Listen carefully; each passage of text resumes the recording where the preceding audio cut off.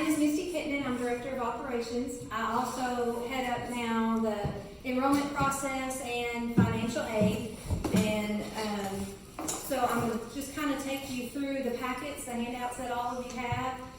And I'm going to throw a lot of information your way, but it's going to kind of give you an idea of once you decide if this is where you want to come to school, how you're going to get signed up for school, how you're going to secure your spot to come to school, and then some options that you have for paying for school.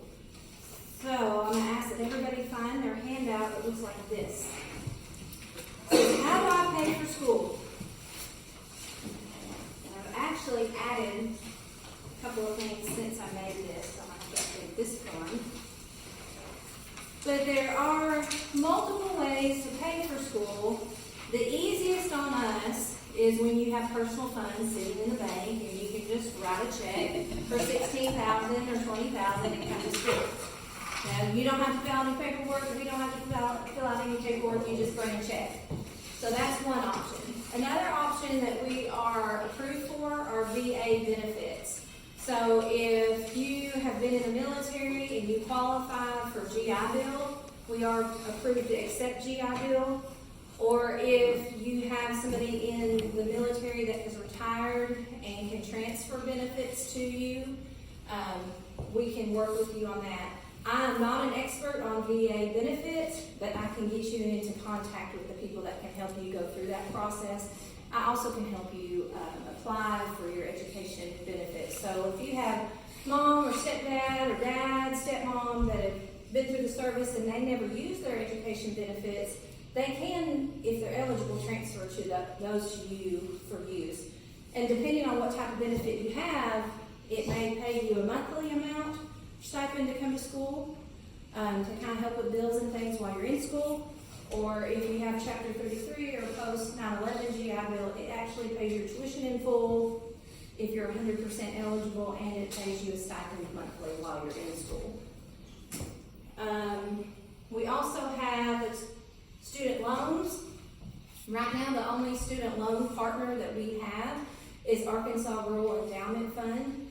It is only available for residents of Arkansas. You must have a cosigner. It is awarded based on credit worthiness, not on need. So they're going to run the student's credit. If you don't have any credit, that's okay. But it's going to require a cosigner regardless. Then there's going to be a $20 application fee for the applicant. Once the applicant is approved, there's a $20 application fee for the cosigner. We do see about 65% of our students and or their cosigner get denied for this loan based on credit worthiness. They're pretty strict. If you have any student loan debt as a cosigner, there's a good likeliness that you won't get approved. If you have some collections or hiccups on your credit report, there's a good chance you won't get approved. Now, it does not have to be a relative that cosigns, but the person who cosigns has to be a resident of Arkansas, and they have to be employed. They are really great to work with. The ladies in the office here are very nice. You'll see the website, aref.org. You'll apply on that website, call, pay your application fee, then keep calling back and checking on it. Otherwise, they only correspond by mail, and it takes quite a long time to get the decision back on the student, and then get your co-maker forms, and then mail them back, and then get a decision on your co-maker. Where if you're on the phone with them, and we can help you get documents back and forth if you need us to, you can find out a decision probably in 3 or 4 days. If you go through their process, it's going to take you 2 or 3 weeks. If you have plenty of time, it's fine to do it that way. But if you're trying to get a start date within the next month or so, you want to stay on the phone with them. We are in the process of becoming federally accredited. We anticipate that occurring sometime between December of 2020 and August of 2021. At that time, we'll be able to accept FAFSA, Pell Grants, things like that. But as of right now, since we don't have that federal accreditation, we cannot get approved for Title IV funding, and so this is really the option that we have between now and then. Grants. Grants are, we have some grants that we know about that are available. There are tons of grants out there. I don't have time to research them all. There's grants specific to area, specific to need. But a grant is something you're given based on need that does not have to be paid back. So one grant program that we utilize that used to really help our students, in fact, they paid for about $320,000 in tuition last year. And that $320,000 apparently ran them a little short of funds, and so now they don't serve quite a wide area. So if you'll find this handout, WIOA grants, those are the counties that we're currently approved to serve. Now, our school has applied to be an approved provider statewide. Some of the other offices have denied us because our school is not in their area. I encourage you to find the WIOA grant district office in your area. Call them. Tell them you want to send your child to school here, or you want to come to school here. And they'll say, well, they're not an approved provider. I have applied with them. The Wynn area originally denied us, but we had so many students calling that office wanting to come to school here.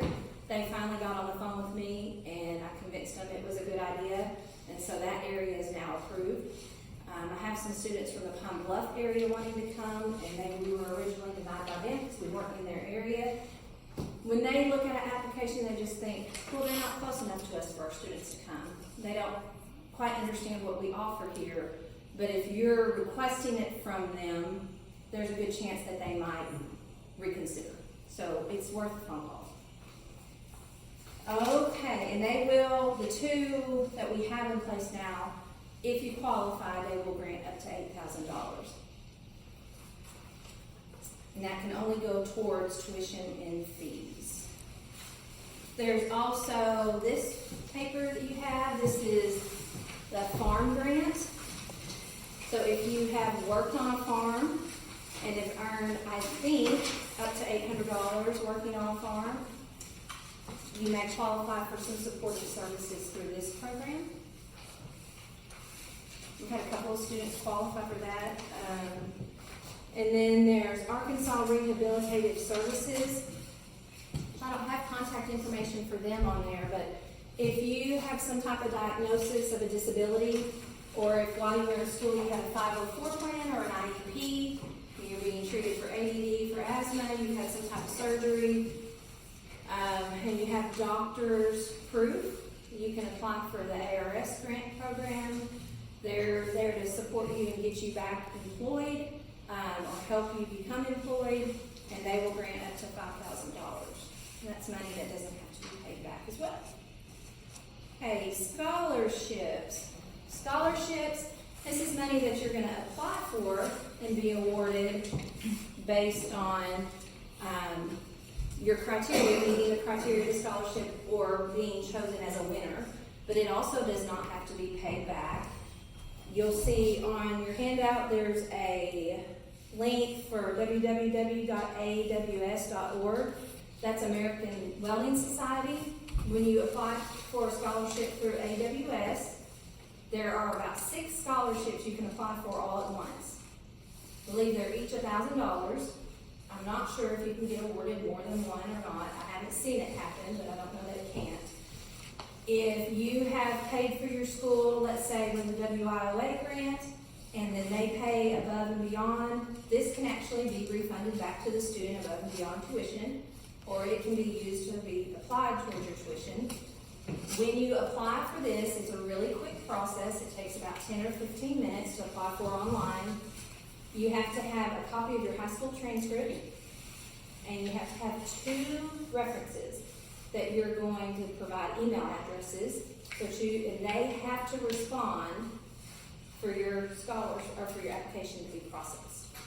Once your application is processed and approved, then they email me and I give them cost of tuition and proof of enrollment. So I can't give them proof of enrollment unless you've enrolled. And I've run into that with students where they've applied for this, they've gotten it, and then they've asked me for proof of enrollment. Well, if you've not enrolled yet, obviously I can't give that out. So do this on the front end, but before we can get it fully processed, you will have to enroll in school here. There's also MicroWorks is open right now, and I don't know, I think they'll pay full tuition. There's a few of those awarded each year. I have not had a student get that here yet, but right now in my email, I have about 3 applications to respond to of students that have applied for the scholarship to come to school here. And then there's a new one that someone just sent in my email this week, and it's called Nuts, Bolts, and Thingy-Majigs, and it is due by March 31st, and this scholarship is for $2,500. And I have a student that's currently enrolled going through this application process for me right now so that I know what this asks for. I don't know very much about this. Oh, does anybody have one? I think so. Well, Kelly is just so on the ball. She got these in the packets and I just found out about it. That's fantastic. So if anybody goes through this application process and thinks I need to know something, because I started doing it just as a mock and I couldn't do it. You have to be applying for the school. But if you need any help with this, or if you find anything out about it that you think I should know, please share that with me. I know the application period ends March 31st, and I know that it's a fall award, so they're awarding to anybody that's in school now or that will be starting between now and December of 2020. But it has to be turned in by March 31st. I do know that. Okay. Questions on financial aid? Yes, ma'am. So you take the micro scholarship? Yes, we can Okay. take that if it's. Because it wasn't on your website. So the only one that was on there is this one. So it has a deadline.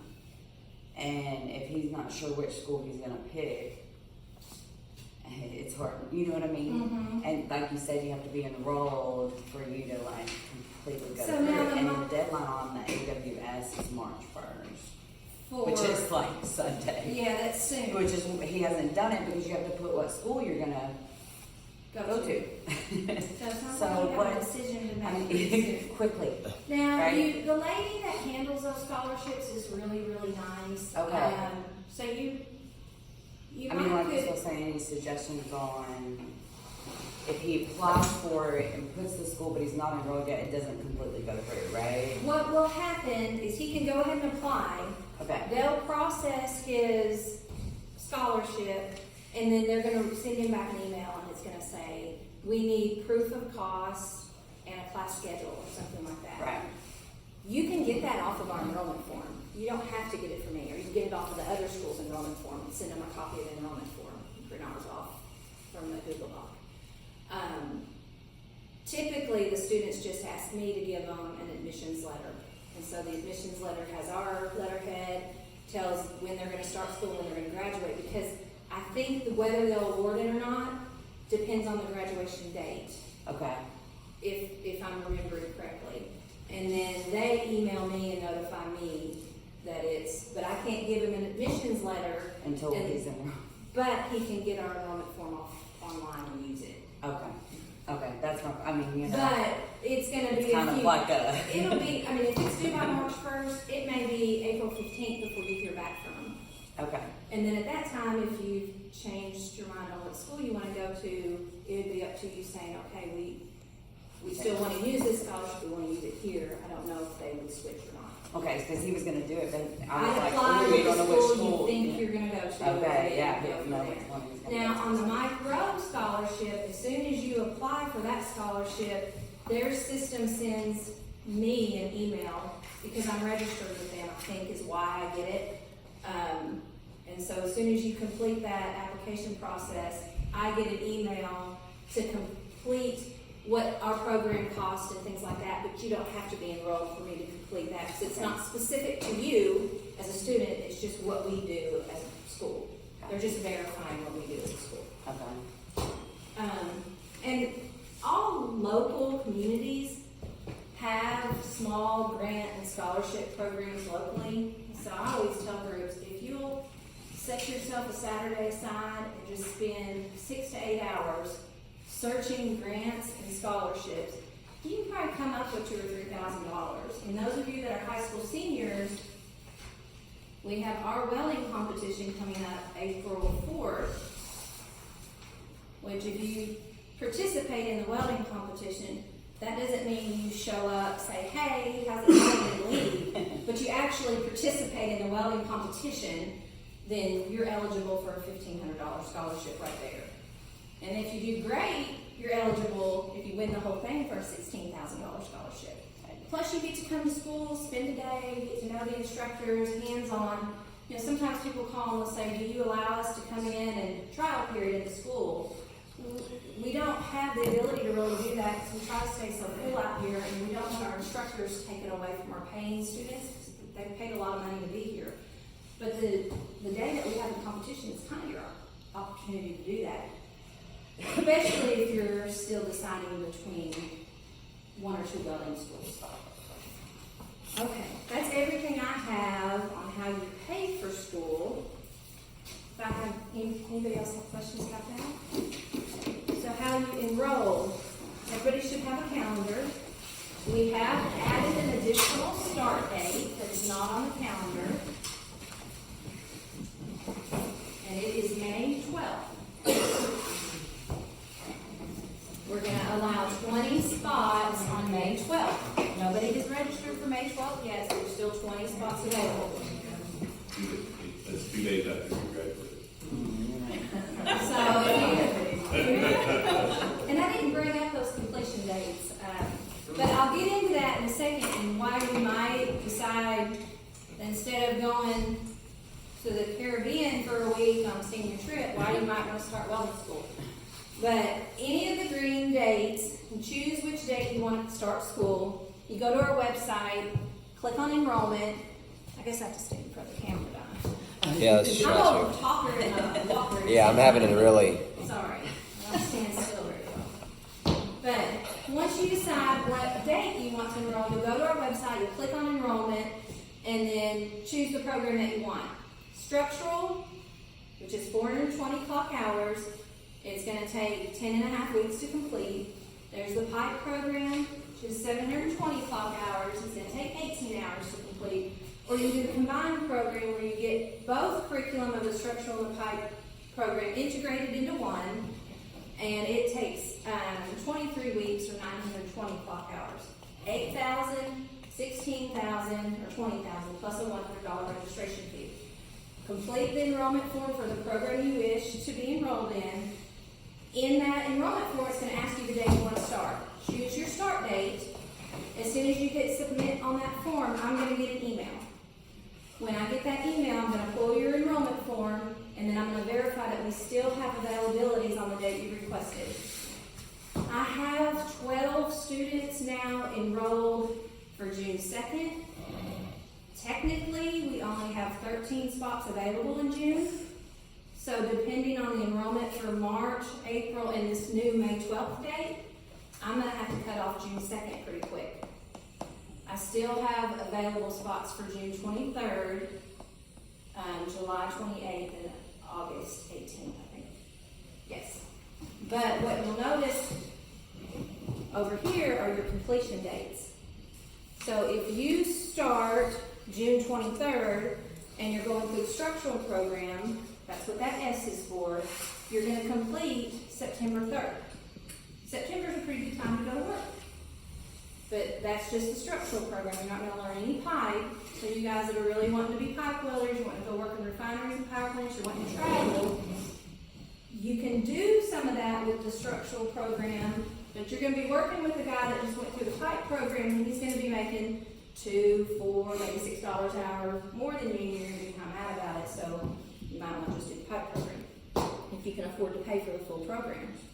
But those same guys that start June 23rd, they're going to graduate the pipe program October 27th. October 27th, there's still some shutdown work going on. It's far enough from Thanksgiving. We can probably still job place you. But much later than that, you're getting into the winter season. It's getting close to Thanksgiving and Christmas. The guys that are on jobs are still working, but it's really tough to get on a job once Thanksgiving gets here. And so if you graduate sometime in November, you may not go to work till this time, February, late February. Because like this year, we slowed down. Union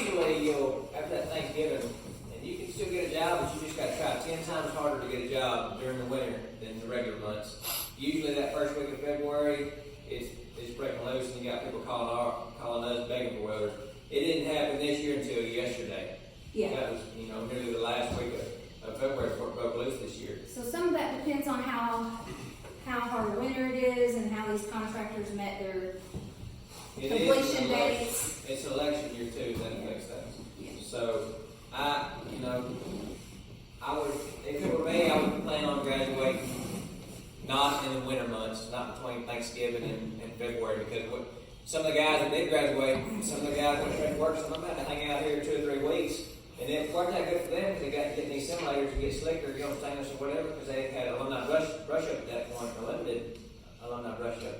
But it's a lot harder to get a job in the winter time. In 2021, we're going to try to rearrange these dates. We're going to have very many people graduating during those months. But keep in mind, wintertime in construction is slow. I see people, and my brother's one of them. They never do figure out that it's going to be slow in wintertime, so they buy all this stuff in the summertime, and then the wintertime comes, they're selling it and want to borrow money. It's slow this winter. It was slow the last 20 winters. It's going to be slow the next 20 winters. It's no different than a squirrel having sense enough to put nuts back for the winter. It's going to be slow in the wintertime. So be smart with your money. You might not want to graduate in the wintertime unless you're okay with hanging around for a few weeks. It's going to take a few weeks to get you out somewhere in the wintertime. And it's difficult for us to plan around that because you guys are ready to come to school when you graduate high school, which means starting you, our busiest time is June, July, and August. Well, that busiest time for us graduates you during the slowest time. So we just like to be as transparent as possible. We want you to understand. So this July 28th start date, which may be the one that we do away with moving forward, is going to graduate December 9th.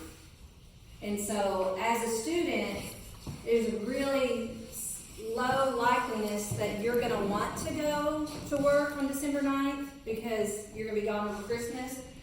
Plus, it's going to be hard for us to place you on December 9th.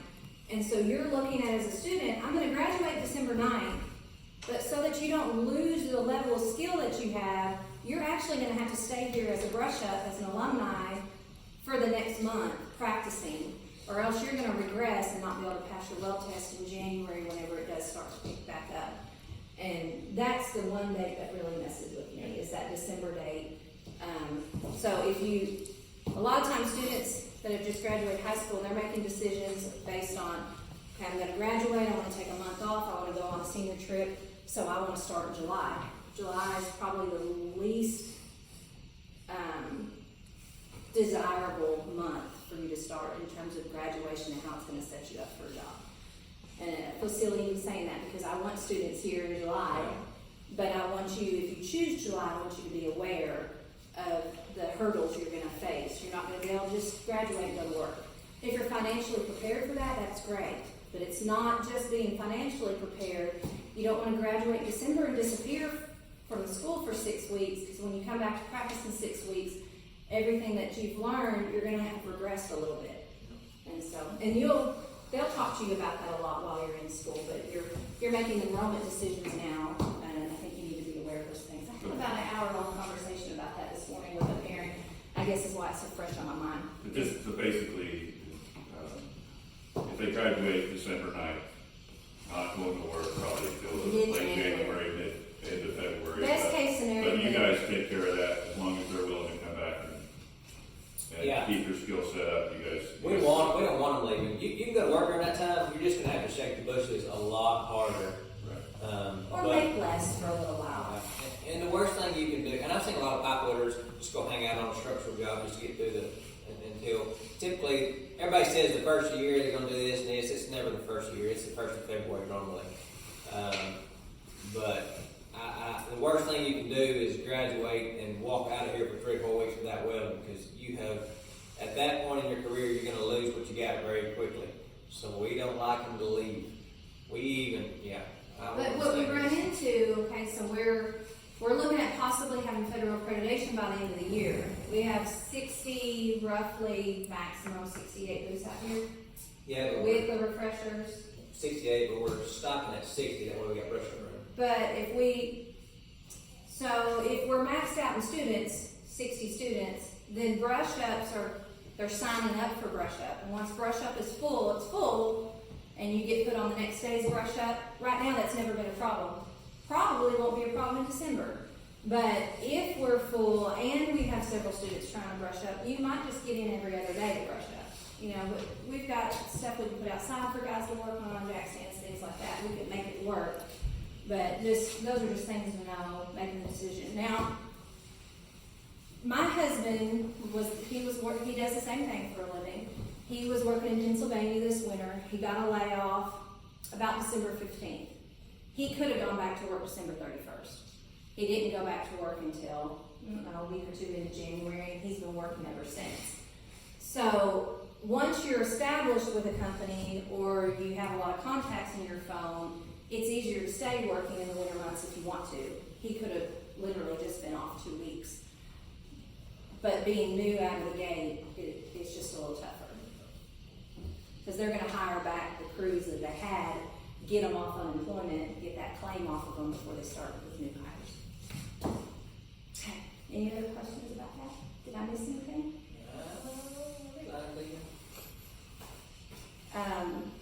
Once you get ready to go through the enrollment process, if you have any questions, this is my personal cell phone number. If you call me and can't get me, chances are I'm standing up here talking or somebody's in my office. Feel free to text message me, because even sometimes if I'm in the middle of something that I can't talk, sometimes I can respond to you and answer your question via text, or I'll return the call as soon as I can. I got a clipboard